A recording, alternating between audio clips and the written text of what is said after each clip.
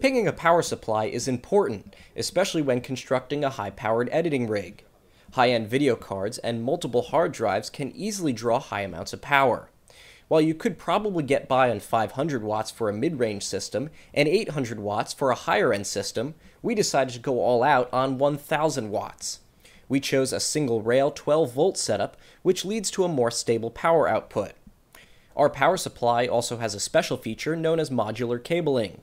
This allows you to plug in the cables you want to use and leave off the ones you don't, reducing extra clutter in your case. For our computer case, the power supply mounts at the bottom.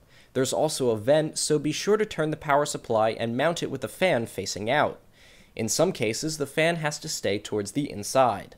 After you've screwed your power supply firmly to the case, you'll need to start attaching the power cables.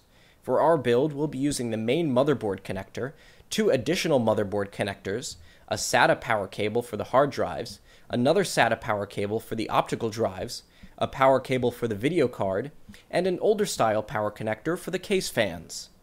Connect each to the power supply and snake them through the case to the different connection spots on your components.